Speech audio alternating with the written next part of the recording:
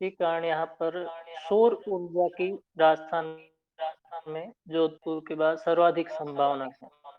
सौर क्षेत्र यहाँ पर पर्याप्त मात्रा में है। इसी कारण यहाँ पर सौर ऊर्जा के क्षेत्र में काफ़ी विकास हुआ है और पवन ऊर्जा के क्षेत्र में भी, क्योंकि यहाँ पर पवन ऊर्जा के लिए प्लांट लगाने के लिए पर्याप्त मात्रा में भूमि सरकार के पास पड़ी है। अन्य जिलों में जनसंख्या घनत्व ज़्यादा होने के कारण वहाँ पर भूमि की समस्या है। यहाँ पर भूमि भी पर्याप्त मात्रा में, इसलिए वहाँ पर सौर या माइक पवन ऊर्जा ऑफ के रखें। प्लांट भी हम आसानी से लगा सकते हैं। सर, जी सर। आवाज़ रिपीट हो रही है मेरी। जी सर, आप माइक ऑफ रखें, प्रश्न पूछने के बाद माइक ऑफ करना है ताकि आवाज वापस ना आए। हाँ जी, जी सर। एक ये है अपने कि सर जैसलमेर में लिंगानुपात है वो काफी कम है, इसका क्या कारण है सर? अनुपात के कारण तो सर अनेक हो सकते हैं, पर एक महत्वपूर्ण का ऐतिहासिक रूप से ये भी है कि जैसे यहाँ पर कुछ राजपूत वंश हैं जिनमें जो मुगल आक्रांताओं का समय था, तो उस समय ये होता था कि जब आक्रमण होता था तो उस समय वो आक्रमण में धन संपदा के साथ-साथ जो वो अ, पुत्रियाँ होती हैं, बहू-बेटियाँ जो भी होती हैं, उनको भी उठाकर ले जाते थे और अरब के क्षेत्रों में बेच दिया जाता था। ऐसी कई घटनाएँ अब राजस्थान ही नहीं, संपूर्ण भारत में भी घटी थी। इस घटना के उपरांत इन जो राजवंशों के अधिकांश लोग थे, इन्होंने अपनी पुत्री के जन्म होते ही उन्हें मार दिया जाता था। तो इस वजह से वो अब उसको उस समय तो वो मजबूरी थी, अब वर्तमान में इसे परंपरा का कारण दे दिया गया है। परंपरागत रूप से अब वो, हालाँकि अब तो बहुत कम हो गया, अब लिंगानुपात धीरे-धीरे बढ़ भी रहा है, पर फिर भी ये परंपरा अभी तक काफ़ी राजपूत वंशों में जीवित है और इसी वजह से सर ये लिंगानुपात थोड़ा कम है। बाकी इस शिक्षा के क्षेत्र में भी इतना विकास नहीं है, क्योंकि अभी तक शायद पूर्वी राजस्थान या उत्तरी राजस्थान की तुलना में पश्चिमी राजस्थान में परंपरागत रूढ़ियाँ अधिक हैं। तो सर ये कुछ वजह हैं। जी सर, बहुत बढ़िया। जैसलमेर राजस्थान का क्षेत्रफल की दृष्टि से सबसे बड़ा जिला है, जी सर। तो इसका क्षेत्रफल कितना है सर, बता सकते हो? सर 38,401 वर्ग किलोमीटर। जी, बहुत बढ़िया। एक जैसलमेर से एक विशेष जाति है जिसका गायन और वादन में विशेष स्थान है, वो कौन सी जाति है? जी सर, का कालबेलिया लोग हैं और ये अ, कामड़िया पंथ का जो ये जागरण है, तो वो कामड़िया पंथ के जो 13 ताली नृत्य होता है, इसके साथ संगीत करते हैं। इसी के साथ-साथ मंगण्यार और लंगा, ये राजस्थानी लोक कला के वाहक लोग हैं। ऐसा लोक कला परंपरा संस्कृति के मांड गायकी, तो इन्होंने न केवल राजस्थान में बल्कि संपूर्ण विश्व में उन्होंने मांड गायकों का विस्तार किया है।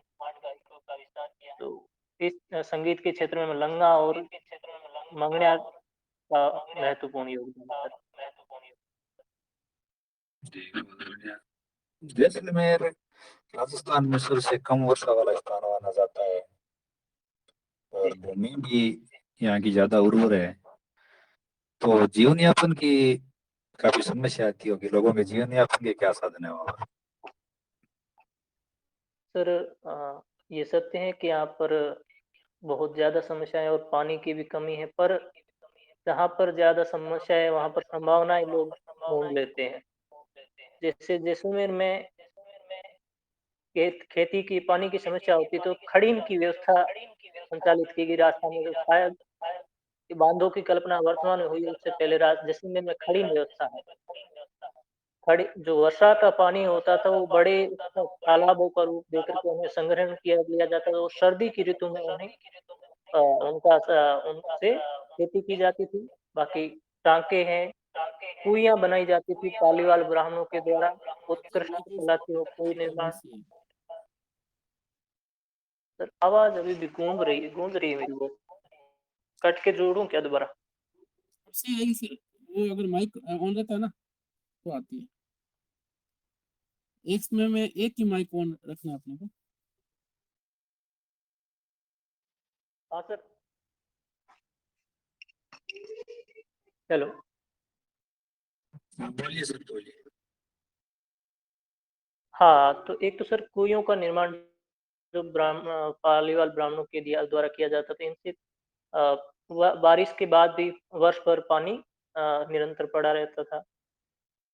यही है सर, कुई निर्माण है, खड़ीन है, इनके द्वारा। और बाकी वर्तमान में तो सौर ऊर्जा और ये पवन ऊर्जा के अधिकांश प्लांट लगने के कारण मजदूरी मिलना भी आसान हो गया है सर। वर्तमान में सर आप चारण काव्य पर शोध कर रहे हैं, तो चारण काव्य का आप हिंदी में क्या योगदान मानते हैं? जी सर। चारण काव्य के जैसा हम जानते हैं कि हिंदी के आदिकाल में हम देखते हैं तो एक चारण काव्य की परंपरा थी। कुछ विद्वानों को चारण का आदिकाल को वीर काल ही कहना पड़ गया। इसका कारण हम मान सकते हैं कि वो चारणों की जो डिंगल परंपरा की जो रचनाएं थी वीर रस से ओतप्रोत, वो महत्वपूर्ण थी। फिर दूसरी बात है कि जो हिंदी साहित्य के आदिकाल की जो रचनाएं हैं वो चारण काव्य की जो भाषा थी उससे प्रभावित है अधिकांश। अधिकांश जो जैसे जैनों की भी रचनाएं तो वो भी राजस्थानी भाषा में आ जाती है। और चारणों की रचनाएं थी तो भी वो पश्चिमी भारत कह सकते हैं हम, राजस्थान की भाषा थी। तो एक जो हिंदी में जो भाषा की शुरुआत हम अपभ्रंश के बाद देते हैं तो वो शायद चारणों की देन कह सकते हैं।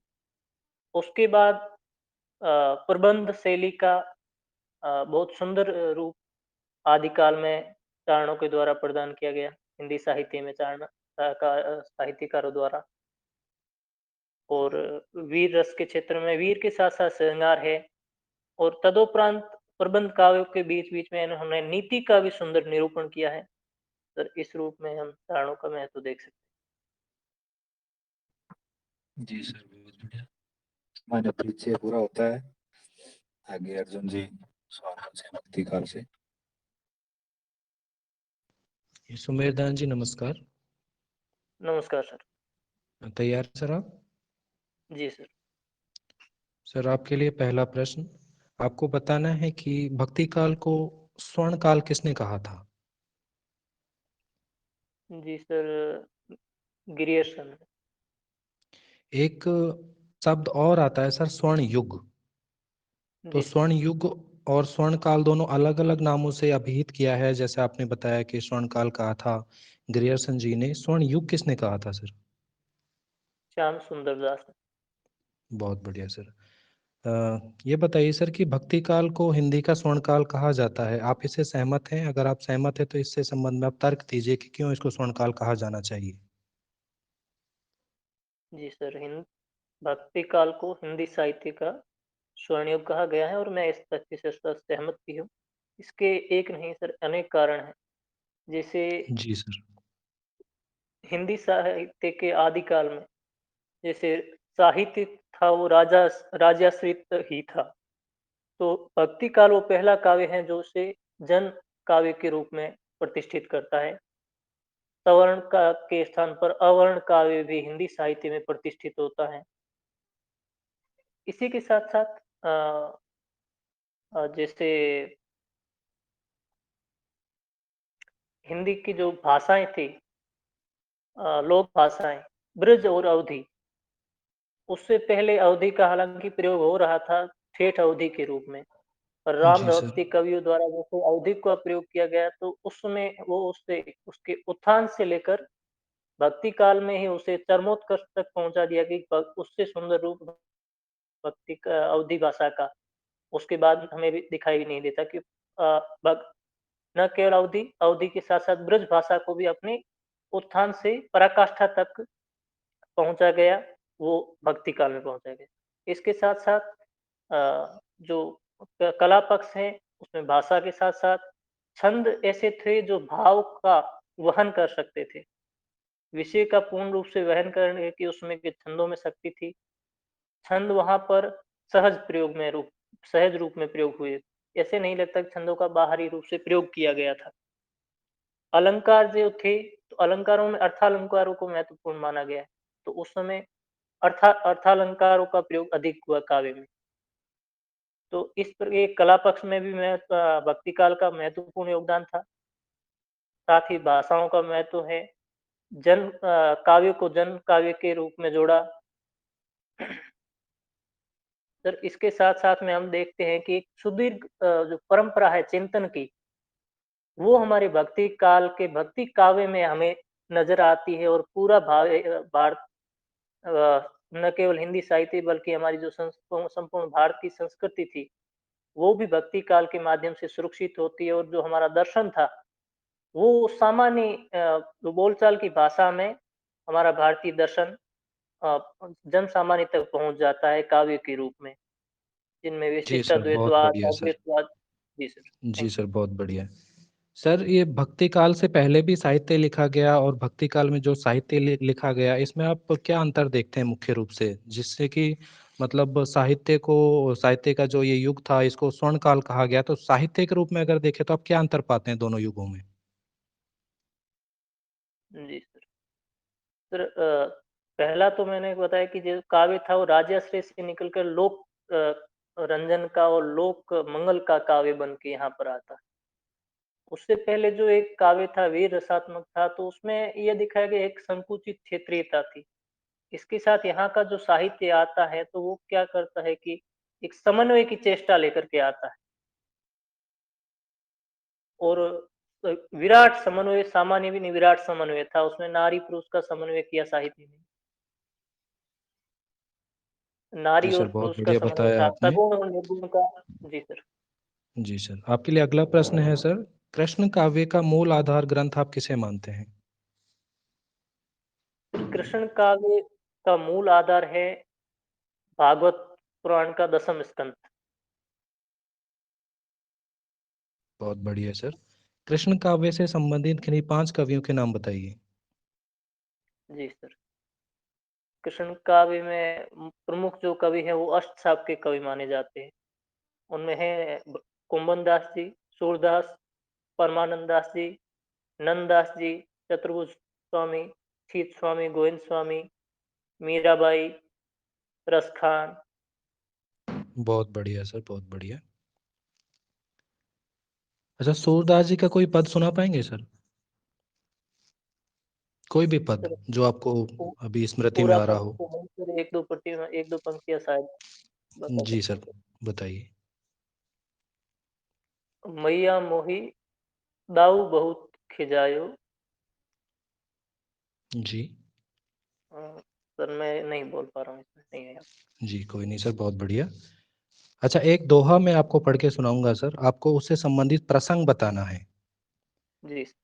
संतन को कहा सीकरी शोकाम, आवत जावत पनैया टूटी, बिसरी गयो हरि राम।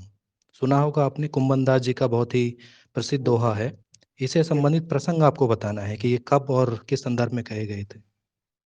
जी सर, कुंभन दास जी को जब अकबर द्वारा सीकरी अर्थात फतेहपुर सीकरी आगरा बुलाया गया, तो बुलाने के बाद किसी ने सब उसी संबंध में पूछा था कि भाई कि आपका कैसा रहा जाना आना। तो उसी के संबंध में कि संतन को कहाँ सीकरी सो काम, हमें क्या काम है उससे, आने जाने से हमारी जो पनहियां हैं वो पाँव की जूतियां वो भी घिसी है, उसका फायदा कुछ नहीं हुआ। और हरि का नाम था उससे भी मैं बिछड़ गया हूँ, नुकसान ही हुआ यहाँ, उसका कोई औचित्य नहीं, ना कोई फायदा है। अकबर इस और दोहे को आगे बढ़ा पाएंगे सर आप? पूरा कर पाएंगे इसको, जो मैंने 2 पूरा तो पंक्तियां आप सुनाई हैं? नहीं सर, वो तो 2 पंक्तियां याद है जहाँ तक आपने बोली वहां तक। ओके, ठीक है सर, बहुत बढ़िया।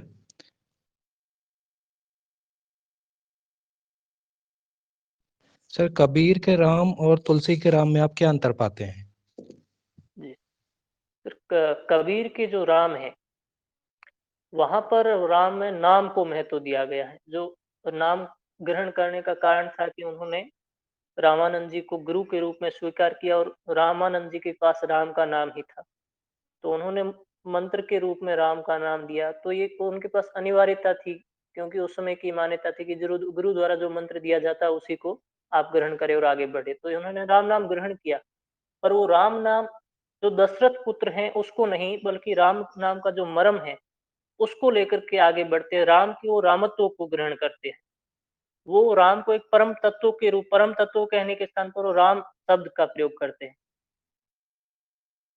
निर्गुण ब्रह्म के लिए। और तुलसीदास के जो राम है वो लोक में लीला करने वाले दशरथ पुत्र राम है, जो लोक कल्याण का, लोक मंगल का कार्य करते हैं। सर यही अंतर है इन दोनों। जी सर, बहुत बढ़िया। अच्छा ये बताइए सर कि तुलसीदास ने कई ग्रंथ लिखे हैं जिनमें प्रबंध ग्रंथ भी रहे, खंड काव्य जी भी सर। रहे, तो प्रबंध ग्रंथ से आप क्या समझते हैं? मतलब क्या होता है प्रबंध ग्रंथ? क्या जी, विशेषताएं रहती हैं प्रबंध ग्रंथ की? बंद ग्रंथ की पहली और मुख्य शर्त ये होती है कि उसमें आरंभ से लेकर के अंत तक उसमें एक क्रमबद्धता रहेगी। वो किसी के जीवन से संबंधित हो, जीवन के आरंभ से लेके या अंत तक उसमें क्रमबद्धता रहे। ये नहीं कि अच्छा आधा सुमेश जी, अभी एक बार शुरू। रोकना चाहूंगा आपको बीच में। जी सर। प्रश्न की प्रकृति को मैं थोड़ा बदलना चाहता हूँ। अगर ठीक मैं कहूँ कि प्रबंध काव्य और खंड काव्य में आप अंतर स्पष्ट कीजिए, तो आप किस तरह से दोनों में अंतर बताएंगे? जी सर। प्रबंध काव्य संपूर्ण जीवन का वर्णन है, जबकि खंड काव्य जीवन की एक किसी अंश को क्रमिक रूप से वर्णित करता है। बहुत बढ़िया। इसके अतिरिक्त और कुछ ऐड करना चाहेंगे आप इसमें?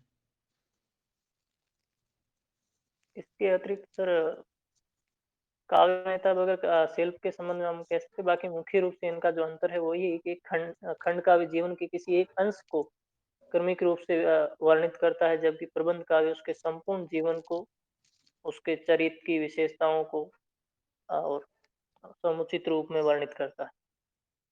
जी सर, बहुत बढ़िया बताया आपने। आपके लिए मेरी तरफ से अंतिम प्रश्न है सर। विनय पत्रिका हमारे पाठ्यक्रम में रही है सर, तो विनय जी सर। पत्रिका में जो तुलसी की भक्ति भावना है उसका मूल स्वर क्या था? सर विनय पत्रिका में सर तुलसीदास शांत रस तो इसमें प्रधानता थी, और अपने कल्याण के लिए सर वो तो अपने राम से अपने कल्याण के लिए प्रार्थना करते हुए इसमें प्रतीत होते हैं सर। इसमें सर भक्ति के आत्म कुछ निवेदन प्रकार की। होते हैं, भक्ति के कुछ प्रकार होते हैं, माधुर्य जी। भक्ति, दास्य भक्ति, जी और भी सर। कई प्रकार हैं। आप विद्वान हम्म। हैं हिंदी के, आप ये सब पढ़े होंगे आपने, तो इसमें जी जो मूल जो भाव है वो कौन सा है विनय पत्रिका सर। में? इसमें विनय पत्रिका सर दास्य भक्ति है सर। बढ़िया सर, मेरी तरफ से सगुण भक्ति से संबंधित प्रश्न समाप्त हुए। अगले विषय धन्यवाद। विशेषज्ञ अपने प्रश्न पूछ सकते हैं।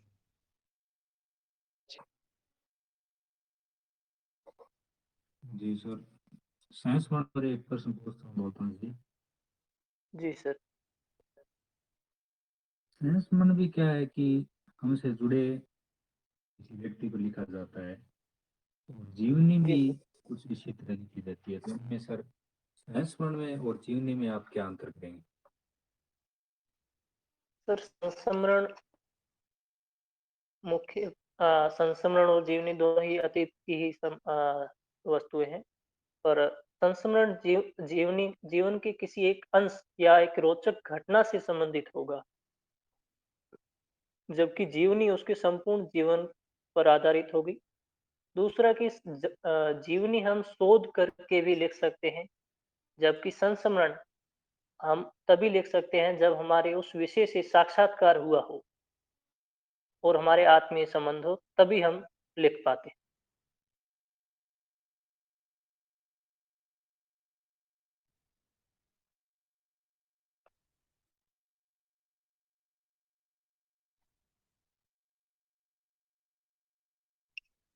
आपने कोई साइंस वन पढ़ा है सर हिंदी में?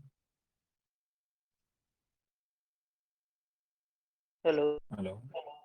जी सर। आपने कोई साइंस वन पढ़ा है क्या हिंदी में सर? नहीं सर, ऐसा कोई संस्मरण मैंने पढ़ा तो नहीं है अभी तक। अच्छा, कोई पाठ्यक्रम में बताओ हमारे स्कूल जीवन में, कॉलेज जीवन में कोई याद हो तो आपको? नहीं सर।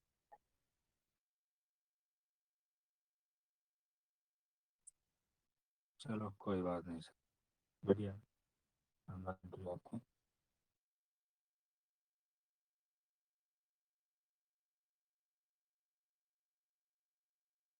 हरीश जी, इनका खत्म होता है इंटरव्यू, साइंस में ज़्यादा क्वेश्चन बनते नहीं है। शिवाजी सर और अर्जुन सर जी सर, आपका दोनों का धन्यवाद। और सुमेधान जी सर, आपका इंटरव्यू समाप्त हुआ। जी सर, धन्यवाद।